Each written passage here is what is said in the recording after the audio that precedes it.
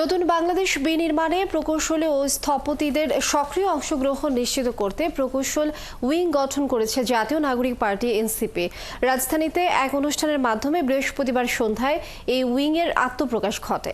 রাজধানীর engineers institute মিলনায়তনে আয়োজিত এই অনুষ্ঠানের মাধ্যমে 52 সদস্য বিশিষ্ট প্রস্তুতি কমিটি গঠন করা হয়। অনুষ্ঠানে উপস্থিত ছিলেন এনসিপির আহ্বায়ক নাহিদ ইসলাম, সদস্য সচিব আক্তার হোসেন সহ অন্যান্য নেতারা। নাহিদ ইসলাম বলেন, বাংলাদেশে এখন যে সংস্কার ও বিচার নিয়ে আলোচনা চলছে সেগুলোকে বিভিন্ন পক্ষ বাধা দেওয়ার চেষ্টা করছে।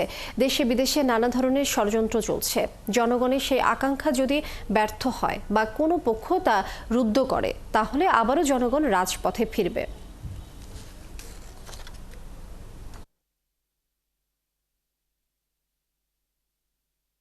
বিচার এবং সংস্কার ছাড়া কেবল নির্বাচনের দিকে গেলে সেটা জনগণের সাথে গণঅভ্যুত্থানের সাথে প্রতারণা হবে এবং আমরা সেই প্রতারণা কাউকে করতে দিব না।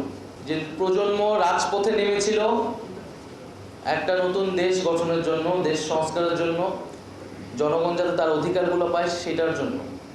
কোনো ব্যক্তি, গোষ্ঠী বা দলকে সুবিধা ক্ষমতা দিতে কেউ রাজপথে নামেনি, কেউ জীবন দেয়নি।